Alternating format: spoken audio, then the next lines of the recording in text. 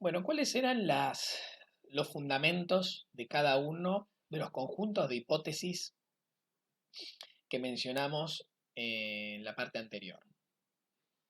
Bueno, en el caso de el capitalismo, de la hipótesis del capitalismo comercial, esto parte de una hipótesis madre para interpretar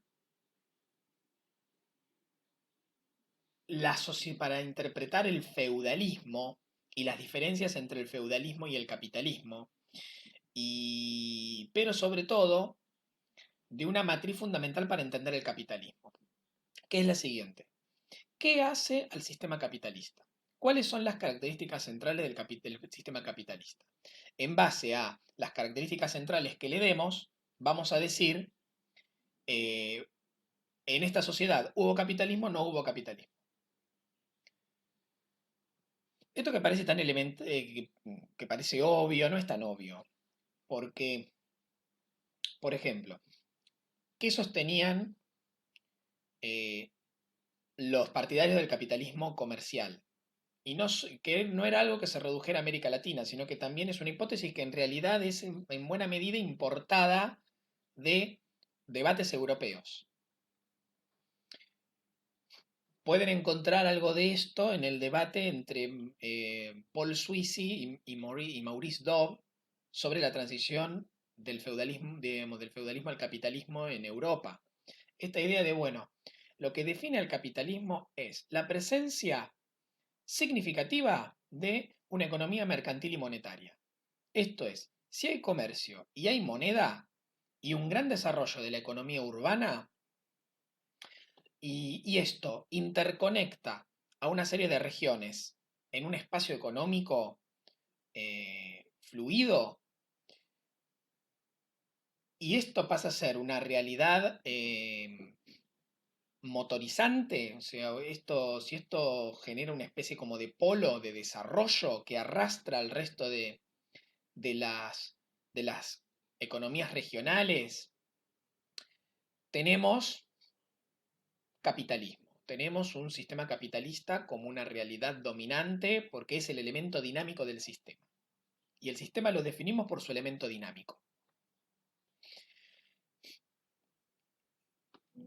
Se puede discutir cuál es el, el primer referente o el gran fundador de esta teoría. Muchos dicen que el fundador de esta forma de interpretar el capitalismo y por lo tanto la historia europea precapitalista, y de ahí la interpretación del origen del capitalismo en muchas otras partes del mundo, es Henri Pirenne, un historiador belga que ha escrito muchos libros clásicos muy agradables para leer. Y lo que hacía Pirenne básicamente era dividir el análisis histórico de los sistemas socioeconómicos en dos grandes, eh, en dos grandes conjuntos. Uno, las economías, digamos, las economías de libre mercado o las economías comerciales que podemos identificar con el capitalismo y fuertemente centradas en la ciudad. Y por otro lado, la llamada economía natural, de base agraria, y que suponía la interrupción de los intercambios, o sea, la presencia mínima o la nula presencia del comercio, como mínimo del comercio a larga distancia. Es, digamos, una economía, la economía natural sería una economía cerrada que tiende a la autosuficiencia, prescindir de los intercambios, una fuerte ruralización de las bases económicas. Es como que él divide en estas dos cosas, ¿no? Economía comercial, economía natural. Posteriormente cambiando las categorías, capitalismo, feudalismo. Esto es lo que van a retomar muchos autores para analizar el caso de América Latina. Y es lo que los que ascriben a esta hipótesis madre, que es el circulacionismo, y que es una forma de entender el capitalismo, y a partir del capitalismo el proceso histórico,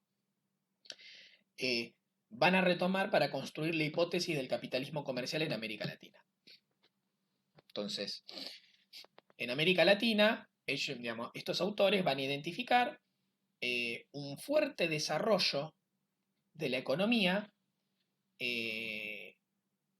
sobre la base de ciudades que son a la vez centros político-administrativos, pero también grandes centros comerciales.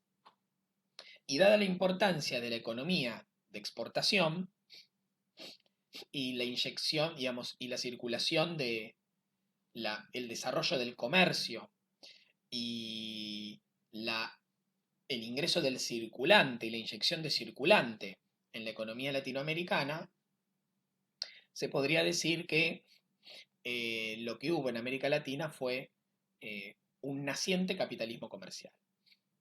O sea, el origen del capitalismo en América Latina está en esas ciudades coloniales que tuvieron un gran desarrollo del comercio y la moneda, realidad que una vez que se rompió el corset del sistema colonial, afloró y terminó dando lugar a la última fase de la transición durante el siglo XIX. Pero transición que era inevitable, digamos, la ruptura del corset de la dominación colonial era inevitable, porque para el momento de las revoluciones de independencia, el desarrollo mercantil y monetario ya era el elemento dinámico del sistema y era incontenible. Este es como simplificando al extremo la hipótesis. Del otro lado están los partidarios del llamado feudalismo colonial, bajo distintas denominaciones, pero que giran alrededor de esta denominación, donde podemos encontrar no solo a Puigros, sino a autores como por ejemplo Ruggiero Romano, del cual ustedes tienen eh, un capítulo para leer, o bueno, en Argentina, Eduardo Ascuyameguino es quizás uno de los últimos grandes defensores de esta hipótesis y que le ha llevado a un nivel de refinamiento considerable, más allá de que uno puede estar de acuerdo o no.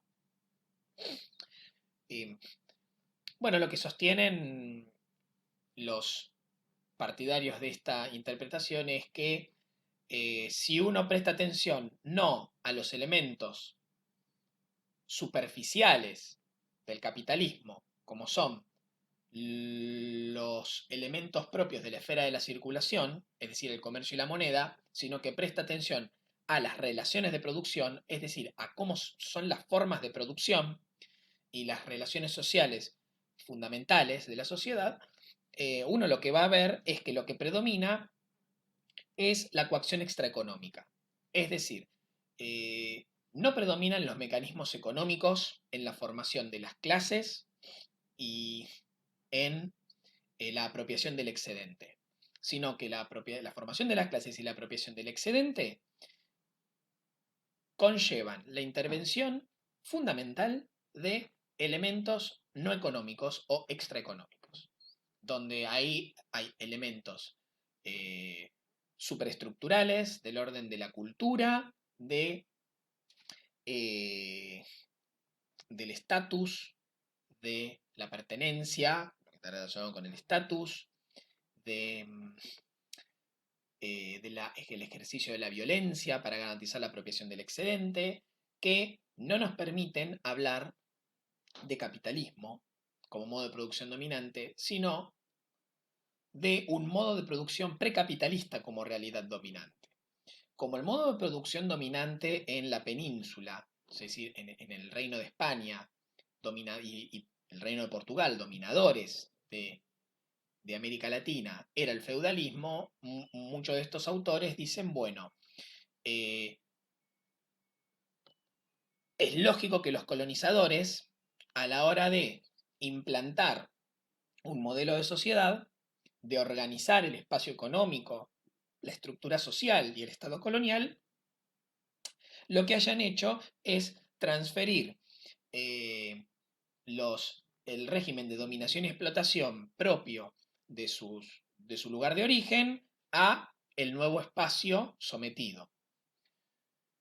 Como por supuesto América Latina tenía particularidades que no se podían eludir, y frente a lo cual los colonizadores van a tener que realizar ajustes, adaptaciones, resignificación de elementos para hacer viable la dominación, no tenemos un feudalismo idéntico al feudalismo europeo, sino que lo que vamos a tener es un feudalismo americano, ¿no? Un feudalismo adaptado a las condiciones particulares de América Latina.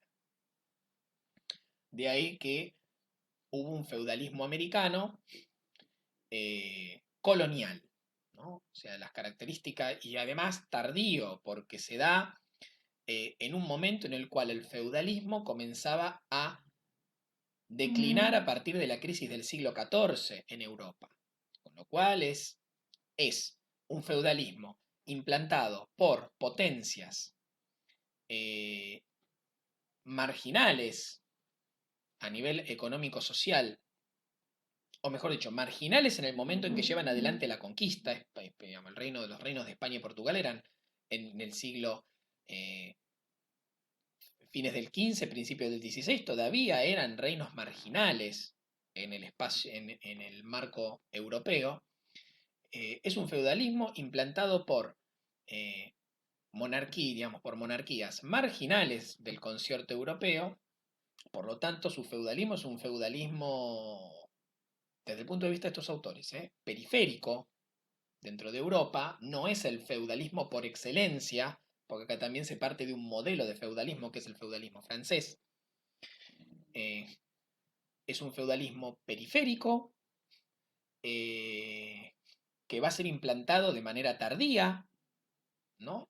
Porque es posterior al inicio de la crisis que va a llevar a la transición al capitalismo en Europa, y que se da además bajo las condiciones de el sometimiento colonial. Entonces es un feudalismo colonial y tardío, adaptado a las particularidades de América, de, la, de, la, de las formas sociales latinoamericanas. Estos son como un montón de matices a través de los cuales estos autores van a tratar de responderle a los críticos, a los que le dicen, no, escúchame, pero ¿cómo va feudalismo si en Europa tenés esto y en América no? Entonces ellos van a tratar de decir, no, bueno, pero es un feudalismo específico. Pero bueno, esos fueron más o menos los andariveles por los que corrió el debate. Bien, con esto damos por finalizada esta parte de la clase y vamos a pasar a la segunda, donde vamos a tratar de desarrollar, bueno, qué fue lo que sucedió. O sea, qué fue lo que se implantó en América, qué características tuvo la formación social americana colonial hasta poco antes de la independencia, del inicio del periodo de las luchas por la independencia.